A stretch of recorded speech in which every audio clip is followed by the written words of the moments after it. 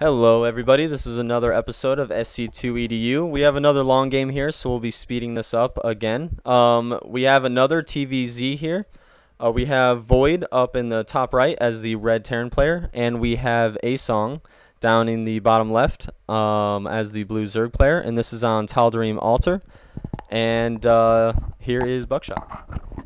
Hey guys, Buckshot. So, look, we actually, this replay was sent to us, but he actually didn't tell us which player he was in this game. Oh, you gotta make sure you get the full block there. Make sure your building placement's good. And so we'll just, sorry, we don't really know which player we're supposed to be focusing on here, so we'll just focus on both, and we try to do that anyway. Orbital command again at 19 supply instead of 15. You gotta watch out for that. Looks like we have a bunker rush going on here with no spawning pool up yet. So this is actually for Zerg players. If there's a bunker rush and you went hatchery first, like this player did, you need to pull your drones. Take 3 to 4 drones and get rid of that SCV. If that SCV tries to build through drones attacking it, it will die. It won't complete the bunker. But now the bunker's already down, and we got 2 SCVs, Marines streaming down with a 2-rack push. And this is when Zerg players, both of these games have actually opened up with Marine aggression and then gone into like 37 minutes. That's insane.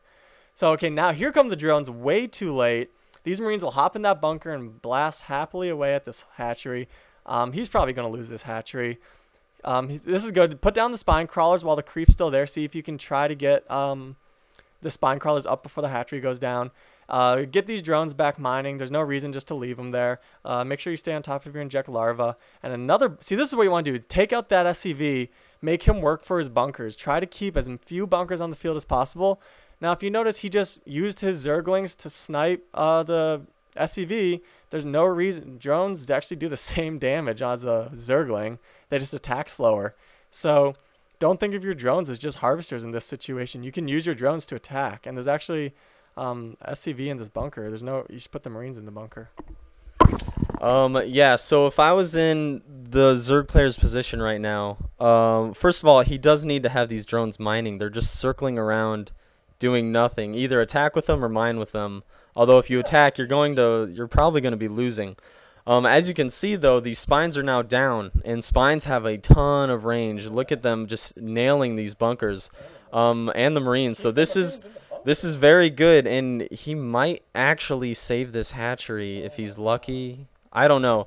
One thing I would be doing, though, is I probably would have pulled a lot of those drones. Yeah, he's going to lose the hatch. I probably would have pulled a lot of those drones back sooner and tried to tech up to banelings as fast as possible. Roaches would work too. I personally would go banelings just because I like watching green acid blow up buildings and Marines and all sorts of good things. So as you can see, yeah, I mean, the Terran players killed 8 workers and 14 units so far. So he's already ahead with that push, and he's got a lot of minerals saved up. But as you can see, he backed off, and now he's got our Zerg players rebuilding, and now he's chasing down these Marines with his Zerglings. But he doesn't have the Zergling speed, so he's not really going to be able to do a whole lot. He gets one there. Yep, there's the red Terran player finishing off his block, but he blocked out his Marines. There he goes, lowering the depot, letting the Marines back in. So, I mean, this is all good play. But, yeah, I would have probably tried to get banelings a little bit sooner, or maybe gotten the spines up a little bit sooner and not kept as many drones out on the field and probably kept those drones mining more. So a lot of players I know, like, they definitely hate the bunker rush. They think it's, oh, Terran's overpowered or whatever. Zerg's so underpowered. Well, really, all you got to do, he's trying to get Croup Tumor out so he can get the spine crawlers alive still. Oh yeah, they don't lose health when they're in walking mode. That's a good play by the Zerg player, using your head. Don't let your spine crawlers just bleed out. Root them up if you're not being attacked. So use your drones to get rid of bunker. Don't let bunker rushes beat you because you didn't want to pull your drones against an SCV. Instead, he lost a lot of mining time just having drones sit here, and then he lost 8 drones. Use your drones to kill 1 SCV, no problem, before those Marines even get close, and then you'll buy time for your spine crawlers to get there. Looks like our Terran player is going for some Banshee play, most likely. It's a good follow-up because our Zerg player isn't going to have a lot of tech out right now. He's focusing on trying to get his economy back and going because he lost a hatchery. So, and some people also, our Terran player could just like the harassment style of gameplay, which a lot of players like to do, and it can be very effective as Terran with Banshees. Like that, he should really keep this wall up, because now I think the Zerg player just saw the starport.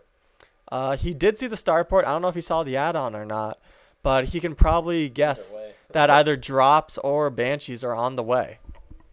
Yeah, so okay, yeah, so the Zerg player is pumping out extra queens. As you can see, he's got 3 on the field with a 4th on the way. So that's a good idea, but he is going to need some sort of detector if Cloak is on the way. And you never know if Cloak is going to be on the way or not. But it's better safe than sorry. Get that layer up just so you can always morph an Overseer when you need it. Or you could drop the Evo chamber.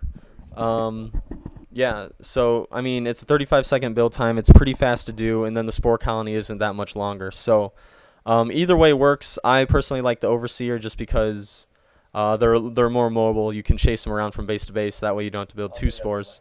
And you have the layer upgrade already going. He does need to inject. There he goes. Got the inject. Make sure you stay on top of your injects. It's very important. He is getting his 3rd, though, which I like this because he's already behind. Although he could have put it in a more safe location down there. That top location there is a little bit harder to defend, especially with the ground army. It's very far away. You have to walk all the way around here to get to it. So I would have used some Zerglings, broken down the rocks, and put my 3rd down there. But it's a good idea. He's got the right idea because he's so far behind. But right now he's placing more. Are those more spines on the way? He's got 2 more spine crawlers on the way. I do not like this because you already have 4 spines. You don't need 2 more. Terran's just going to get siege tanks. They're going to scan up on the cliff, or they'll get Banshees. Late game, spine crawlers don't really do anything. They're not necessary. They're only good for holding off early aggression, really, in my opinion. Basically, yeah, spine crawlers are good for early aggression, and if the game ever got into the stage where you were like defending a 6th base up here, yeah, throw down like 3 spine crawlers to prevent any light harass on your drones. But in the mid game, I mean, you have siege tanks, you have Banshees, you have stimmed up Marauders who just work anything armored, and with no adequate creep spread, you can see the creep's already down here to this 3rd. There's really no reason to try to like sneak a 3rd, because guess what? He has Banshees on the field right here. If these Banshees just fly over here, he'll sack this. So looks like this Banshee needs to be microed back. Don't forget about actually doing some transfuses here. So really good play and queen defense with our Zerg player here with the transfuse and the extra queens, and that's really all you need to hold off some non-cloaked Banshees. And if he had cloak, just now getting his lair, so he could get an Overseer if he needed it. And here comes a Baneling Nest and a lot of drones. He is making 14 drones, and he's already at 40. And this is how a Zerg player needs to play, really. If a Terran player isn't really going to be aggressive and try to be aggressive with Banshees, really, there's no reason why. There's a little Marine parade going on here. They don't know where to go, but he's trying to expand to his 3rd, and that means our Zerg player is going to need to take a 4th while dropping a Spore and a Spire. One thing I really like about the Zerg choice here is getting that Baneling Nest. He saw the 2 Banshees come in. So 2 Banshees, he does need to get his roly-poly upgrade, as I call it. There it goes. Anyway, but what I like about this is that if you see the Banshees coming in, you know that the Terran player is using gas on Banshees, therefore not spending nearly as much gas on siege tanks. And on top of that, if the Terran player is spending all their gas on these mech air units, stuff like that, that means they're not building Marauders. That means they're going to be mainly building Marines. And these Banelings are just going to roll in and take these Marines out. You don't always have to be able to see the opponent's base to know what they're building. You can see when they come in with Banshees, you know there's going to be heavy Marines associated with it because that's going to be their mineral dump. It works like that in every game. No matter what race it is, if you know how much each unit costs for each race, it's really easy to know kind of what you need to be building to counter because you can make a pretty reasonable guess about what the opponent's building. So that's one thing you should always do is at least know what certain units cost for other races. I really like this. Our Zerg players being active. Zerg players learn to be active with your Zerglings. He should actually break down these rocks and actually take a 4th. But he's also scudding around, making sure there's no. I mean, he's taking a hidden expansion. So why wouldn't the Terran player, I guess, you could always check for that. And definitely some really good macro this game. I'm really liking how our players are staying low and on their minerals. And also, something along, I mean, if you're a Terran player and you are forcing, or it looks like our Terran player is moving out, but say you're a Terran player and you're always worried about Mutalisk harassment. If you're constantly applying pressure and forcing a lot of banelings, guess where all the gas is going? All that gas is going towards banelings. You're not going to be able to have a huge Mutalisk count, so you don't necessarily have to worry about that if you see a lot of banelings. And also, if they're trying to hold off with all Zerglings and you see 0 banelings, then you know a lot of Mutalisks are probably on the way, and there they go, going off for the light harass. But now our Terran player, scanning the high ground, seeing what he's going into, that's really good, and he just needs to siege up right here. Instead, he's engaging these spine crawlers for some reason. He needs to keep the Marines near the siege tanks, and these siege tanks, I mean, they have a range of 13. And now he doesn't have sight. These siege tanks are going to die Lose a tank to a spine crawler. He's going to lose a second one now. And now these banelings are being made in the middle of nowhere. Oh, one almost got there. One took out a few Marines. So losing 2 siege tanks to a spine crawler is very, very not cost efficient. Can swoop in the back. Yeah. Oh man, there's a huge Mutalisk just slaughtered. These Marines need to get going. Attack, like, you have to be I mean, I know it's tough to be focused on everywhere at once when you're trying to push up the top here, but when you have rallied Marines in your base, he took out every SCV. One thing Terran is very good at is siege tank contains. That's the strength of the Terran army, is building siege tanks and then sitting back.